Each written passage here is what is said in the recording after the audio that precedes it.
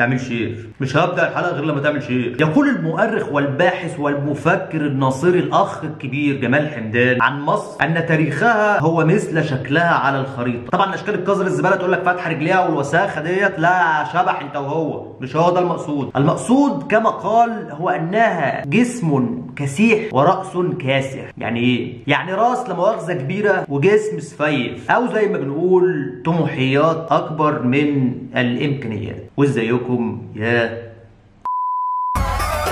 بحكم موقعي ومنصبي الهام والاستثنائي في الحياه كاخ كبير وكلامي غير ملزم، اتاح لي القدر ان انا اقابل شعوب وقبائل واشكال من كافه انحاء العالم، وكشخص محب للتعميم واطلاق الاحكام السطحيه الجهله الرنانه عديمه التاصيل العلمي، لاحظت ان شعوب العالم نوعين فقط. طبعا هذه الملاحظه هي بالتاكيد انعكاس لما اريد ان اراه وليس الواقع، ولكن لحسن حظ المشاهد الاسمر الساذج اللي بيتفرج دلوقتي ان كلامي غير ملزم، مع انه صح بس غير ملزم. ولكن عموما هو ده التصنيف اللي انا شفت ان هو مناسب لموضوع هذه الحلقه، وممكن تلاقيني في الحلقه اللي بعديها بقول تصنيف تاني خالص عادي براحتي، انا حر. مش عاجبك يا حبيبي اعمل انت برنامج وقول فيه اللي انت عايزه يا حبيبي، ماشي يا بابا؟ يلا بابا روح يلا يا حبيبي اعمل برنامج. المهم تصنيف الشعوب بينقسم الى نوعين: شعوب غير طموحه ذكيه، ودي غالبا بتتكلم عن نفسها باعتبار ان هي حيوانات او بهائم بترعى في قاع الحضاره، والقضايا اللي بتشغل بالها عاده بتكون حاجات من عينه انه مثلا برشلونه احسن ولا ريال مدريد، الايفون ولا الجلاكسي، السنه ولا الشيعه كده يعني. وبتتميز هذه الشعوب عاده بالاكل التقليدي اللذيذ وبالحياه الهانئه والافراط في ممارسه الجنس. مش عارف الشعوب ممكن تكون محتاجه ايه في الحياه اكتر من كده الحقيقه. النوع الثاني وهو الشعوب الطموحه الغبيه، ودي الشعوب اللي قادها طموحها الساذج لصنع معجزات عملاقه في مرحله ما من تاريخها، ثم الشخاخ على هذه المعجزات لاحقا وتسويتها بالارض. ودي الشعوب اللي بتعيش حياتها كلها يا عيني في معاناه وطلعان دين من اجل ان تضع نفسها في المكانه التي تتصور انها تستحقها. ودي الشعوب اللي بيطلع منها عاده كمان الافكار القذره، الثورات القذره والحروب القذره وكل القذاره اللي بتقلق منام الشعوب الثانيه غير الطموحه الذكيه اللي عايشه جنبها. وطبعا كالعاده تجد انه بلد زي بلدنا الحبيبه مصر ينفع تتحط في النوعين عادي. امال يعني هنفوت فرصه زي دي لممارسه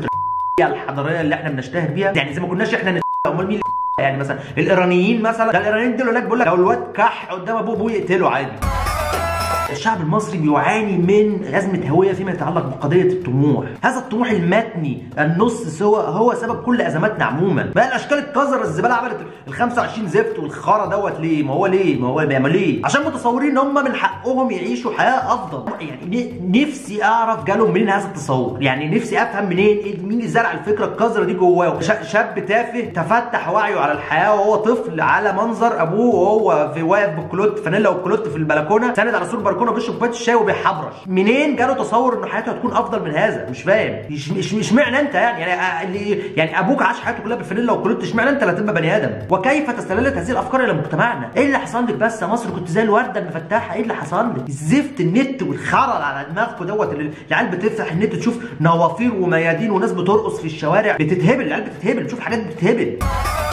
ما ينفعش نبقى داخلين على 2020 وما زلنا لحد دلوقتي بنسال نفسنا هل نحن دوله طموحه ام ان نحن دوله راكده في الظلام؟ لابد نحسب المسائل دي، عايزين نخلص. الدوله ايضا مسؤوله عن هذا التشوه. الرئيس البلبيسي مع كامل احترامي وتقديسي يا رئيس يا بلبيسي قال مصر الدنيا. حلو، هيبقى عارفينها دي وخدناها في ابتدائي لما اتعاملنا، وهتبقى ايه؟ هتبقى قد الدنيا. فلسه هتبقى. طب احنا دلوقتي ايه؟ يعني طب هتبقى امتى طيب؟ طب فاضل قد ايه؟ نيجي امتى ناخدها وهي قد الدنيا طيب؟ طب ما هي النسبه المئويه اللي احنا فيها؟ يعني مصر دلوقتي مثلا 40% من الدنيا ولا 60 ولا نص ولا تمن الرومي ولا ايه بالظبط؟ لابد من الاجابه على هذه التساؤلات عشان المواطن الاسمر ما يبقاش في حيره كده بسطره كده الصبح طموح وبالليل انبطاح، والصبح طموح وبالليل انبطاح، تقول له قد الدنيا وبعدين يرجع يلاقيها بتكش، يحصل له ارتباك. ما انت بتديني طموح امبريالي وفي نفس الوقت في عدس جوه على النار. هو في امبراطوريه بتتبني بالعدس؟ نغير هذا الخطاب تماما، نغير بدل مصر الدنيا وقد الدنيا وجنب الدنيا والكلام ده، نقول مصر الحمد لله. مصر الحمد لله. ها يا جماعه مصر عامله ايه؟ مصر الحمد لله. اخبار الدولار ايه يا جماعه؟ الدولار الحمد لله. اخبار الانتخابات ايه يا جماعه؟ الانتخابات الحمد لله. امك عامله ايه؟ الحمد لله. هو ده الشعار. وحش هنكفر تاني ونقل ادبنا تاني؟ ما مش الحمد لله يبقى حلو؟ الحمد لله ايه؟ خلي كلب يعترض. هو ده الشعار، هو ده الشعار بتاع مصر، وهي دي فلسفه مصر في الحياه، وهو دي هويه مصر السياسيه والحضاريه. مصر بلد الحمد لله، لا ديمقراطيه ولا ديكتاتوريه ولا مهلبيه، مصر بلد الحمد لله. هو ده الشعار، ويتكتب على المصالح الحكوميه وخط كوفي جميل يعمم وينشر، وده هي دي البتاع، ويتعمل اعمال فنيه في الميادين ونوافير وشكل جمالي وتروس واقواس، رشاش منتصب بيشق السماء ويقذف على الاعداء، وتحتيها بخط جميل كده وشكل جمالي. الحمد لله مصر الحمد لله. ياخدوا لي عيال برضه في المدرسه الاطفال، ارسم لوحه جميله تعبر عن ان مصر الحمد لله وماده نجاح وسقوط. نزرع في ابنائنا، ولا نزرع في مين؟ مش هنزرع في ابنائنا، نزرع في ابنائنا ونحصد في ابنائنا ونغرز في ابنائنا ونهرس في ابنائنا كمان. وتبقى هي دي اصلا الطريقه العلميه في تقييم الاشياء في مصر عموما. التقارير الحكوميه كلها تيجي كده، عملتوا ايه في الطريق الحمصي الاقليمي؟ الحمد لله يا فندم. عملتوا ايه في مشروع الاسكان الكسكسي المتوسط؟ الحمد لله يا فندم. ما تخليش بقى في تفاصيل. طب بقى تقول لي مساحه الوحده، البعد العمراني والبعد المهلبيلي، ما انا مالي ومال الكلام ده. مشروع الحمد لله، لو مش الحمد لله نقلق. بعد اذنك يا فندم، في مشكله في مشروع ري الترتره بالدقهليه. خير يا هشام؟ والله يا فندم المشروع مش الحمد لله قوي. طب خليكوا وراه لحد ما يبقى الحمد لله. تمام الحمد لله الحمد لله.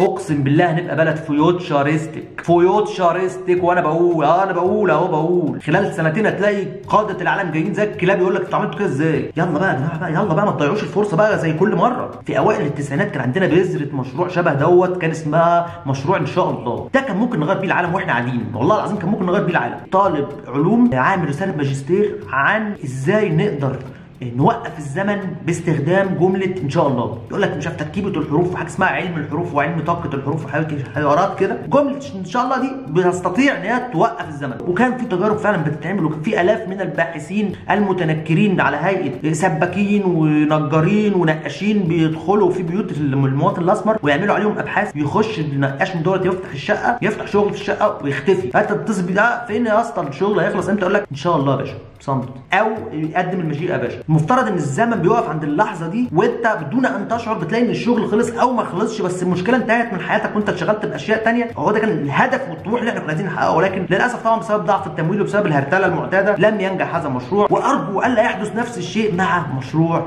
الحمد لله.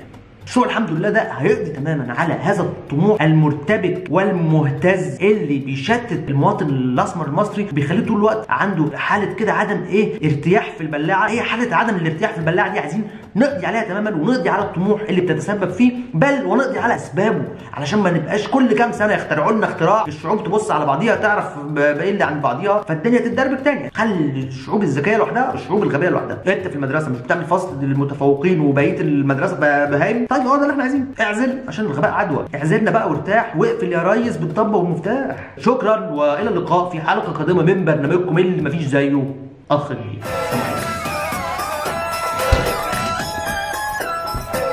فين الشير بقى كده وريني؟ ايوه فين الشير؟ ايوه يلا دوس. ايوه